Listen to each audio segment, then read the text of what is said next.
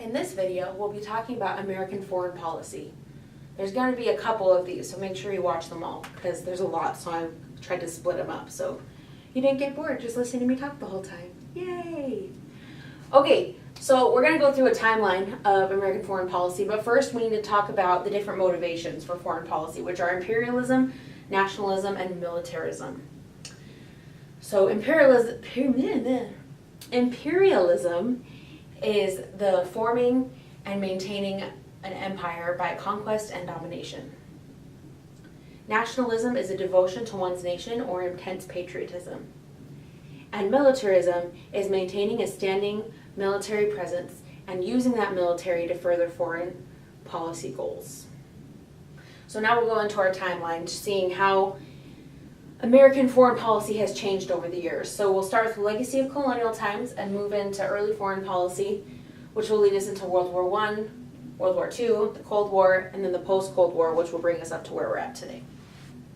So in colonial times, this starts with the Puritans when they came here, and they basically had a mission and this ideal. They were going to establish a city on a hill. They were going to reform the Church of England and make like a holy, happy place. And this idea of mission and idealism still exists today, but our actual mission has changed over the years. So that leads us into early foreign policy, which basically started with George Washington when he was president, and especially with his last address that he gave, which we'll go into more in part 2. But basically, militarily, we believed in strict isolation and neutrality. We didn't get involved in anyone else's business, and we expected them not to get into ours. We kept to ourselves and tried not to make any enemies.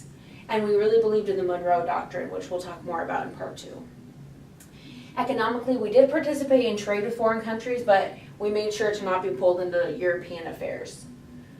And culturally, there was totally a spirit of nationalism. All the peeps loved America, especially because they had fought so long for it. There was definitely a lot of patriotism going on. Leading up to World War I, we were all about isolation and neutrality, and even at the beginning of World War I, we were all about it. But then the Germans the German U-boats sunk an American ship, and so then we had to get involved. And economically, the production and military increased because during war, the economy goes up because there's so much going on. And culturally, we were into idealism. Our ideal was to make the world safe for democracy. We submitted to Wilson's 14 points, which he thought would create world peace, which we'll talk more about in part 2. But then after the war, we returned to isolation and neutrality because we were frustrated by the lack of real change that happened despite all our efforts.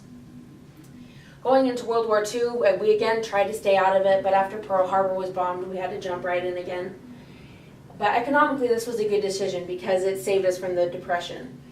Jobs increased, production increased. It was like an electric shock for the economy. Brought it back to life.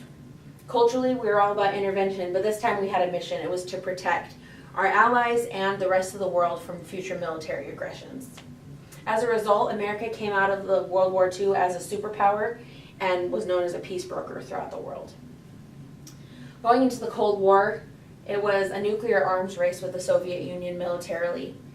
And the economy, the free market and capitalism was going strong. There was lots of growth. And the culture was interventionism again. And this time our goal was to contain communism. We knew we couldn't abolish it, but the plan was to keep it where it was and not let it expand throughout the world. And then after that, the post-Cold War years, which lead up to where we're at now, militarily, we always have an active military. Economically, it was really strong right after the Cold War, but it's been pretty up and down since then. And culturally, we're all about intervention again, and we see ourselves and have these expectations for ourselves to be peace brokers throughout the world. Though if we're being honest, we're not always welcome in those countries in which we try to broker peace. So that's kind of a timeline of foreign policy, how it's changed over the years. Be sure to watch part 2 to learn kind of the rest of the stuff we need to know about foreign policy.